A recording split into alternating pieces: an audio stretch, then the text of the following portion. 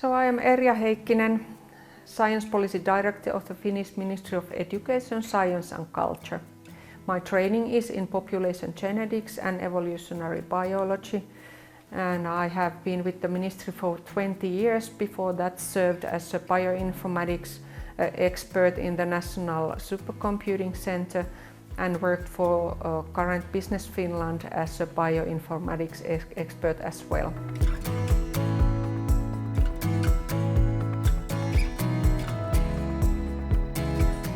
Yeah, I would like to start from the very beginning of when women got political rights, and it was already 1906. So the first thing was that we realized in Finland that we need everybody for the country to be successful and to contribute to the success of the country. Women got political rights, they got the voting rights, they were able to become members of the parliament, and may I mention that currently 50% of our members of parliament are women. And we also needed all talent for Finland's success. We couldn't lose half of the population not to work for the country and for themselves to have meaningful lives. And participation of women in STEM, that's a tough one. We do have a STEM or STEAM strategy and action plan in place, and we just started the implementation of these. The papers themselves, it's important that they are written, but the implementation phase is much more important, and we finally got there. And what is different in this STEAM strategy in comparison to other STEAM strategies that Finland has had earlier is that we had a social dialogue with all the parties involved. So there were the higher education institutions that are responsible for many of the actions in the action plan, but then there was also industries that will hire all the experts that STEAM fields produce from higher education and from secondary education as well.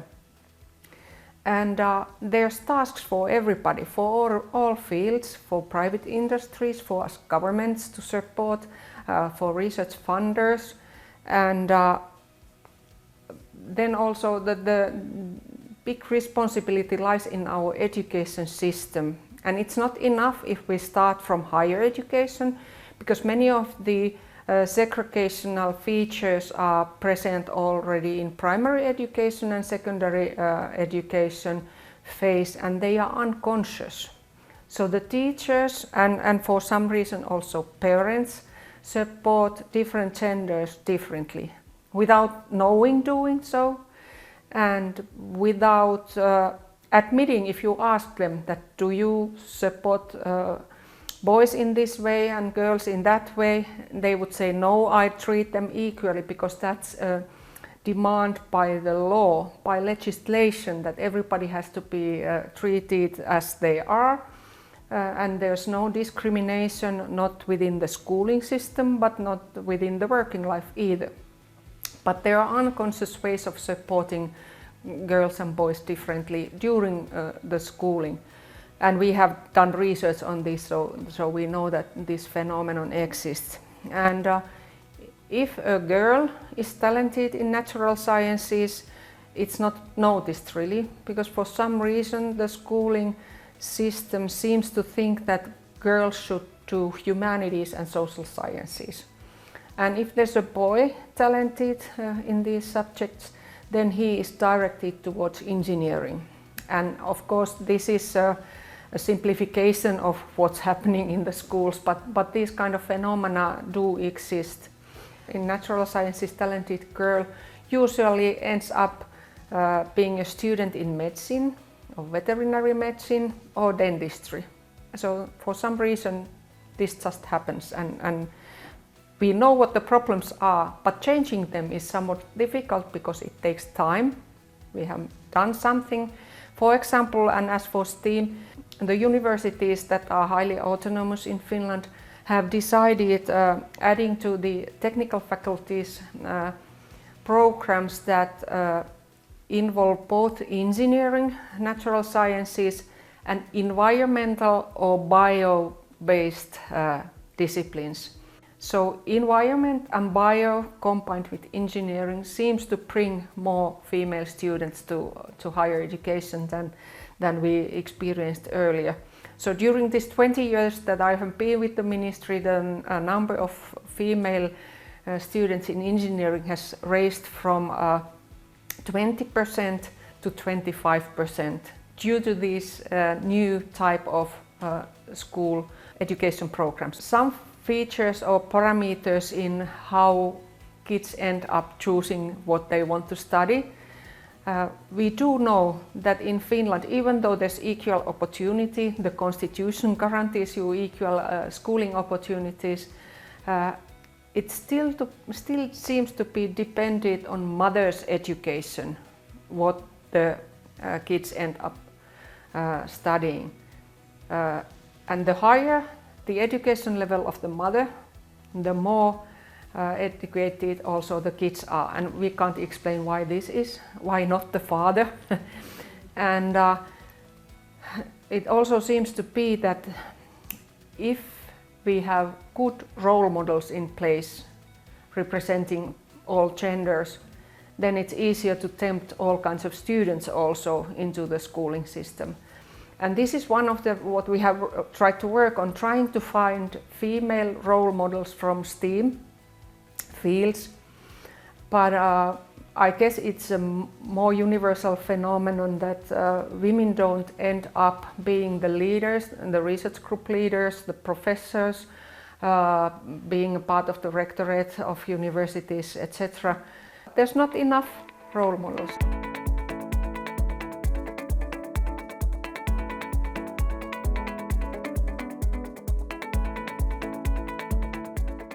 Yes, we do know that even though the proportion of women in STEAM is on the rise, we still have in ICT only 25% of students female.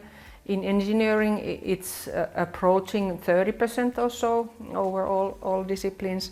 And in natural sciences it's about the proportion of women and men is there's twice as many men as females. So as for the employment part, the employment rate of females and males in Finland is about equal. So over 70% of females and males are employed of the age that are still in the working ages.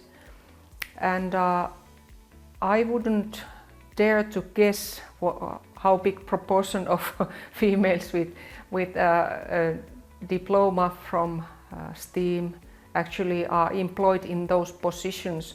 The main problem is that even though females would take courses and even get a degree in STEM during their higher education studies, they wouldn't end up working in those fields. Somehow it's more male-oriented, also the employment.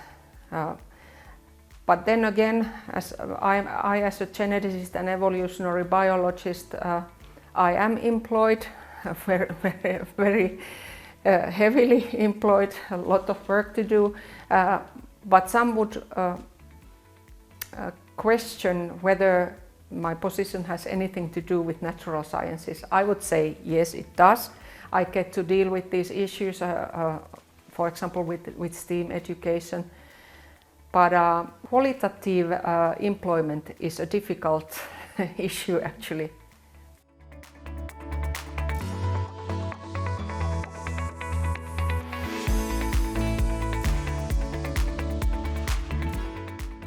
I wouldn't say that there's discrimination. It's more choices of individuals and also tradition. Because our society supports families and individuals with all different kinds of ways. I wouldn't say there's discrimination, that it is a wide phenomenon. Of course, there's individual cases where you can say that this has happened. But again, I come back to the unconscious ways of doing things and the lack of role models and the importance of hidden structures. So there's also research data on networks that support you throughout your life. If you participated, for example, the Scouts when you were young, that's a network that carries you to a certain point in working life without it being really discrimination.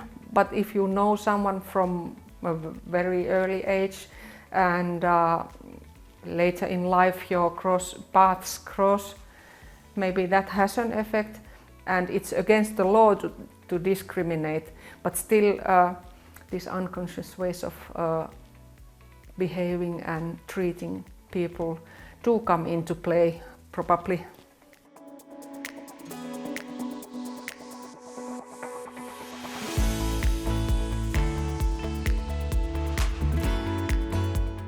We have world-class research in artificial intelligence in Finland. We don't do it all, but what we do we are very well known of. And one of the features of this research is how to build trustworthy, human-centered, empathetic, ethical AI. And I think we are also pretty well connected in this with like-minded countries. Several other countries, including your beautiful country, have worked on this issue, and that's the only way forward to sort of mitigate the gender bias if it exists in AI in our country and in other countries, that you between the researcher communities develop the ethics for it. And I wouldn't think personally that the ethics or trustworthiness of AI differs from all other disciplines. It's the same research integrity type of approach that all other fields also have gone through, and there shouldn't be specific AI ethics or AI research integrity in place, but it should all come together. I think we are overestimating the effect of AI in the short term, and will become familiar with it during a longer term. But the way forward between like-minded countries is to collaborate on what we can do, what we shouldn't do, what we won't do, and what will not happen. And, so discussion and dialogue is the way forward, and it should also involve the laymen. So they should have an option to say their views and express their feelings about it, because that's the only way to contribute to inclusiveness. So if there's no inclusion, AI will be an academic trend that everybody will be afraid of if you stop a guy, a girl on the street. So yeah, involving everybody, discussions, and then between like-minded countries we can create a framework for trustworthy AI.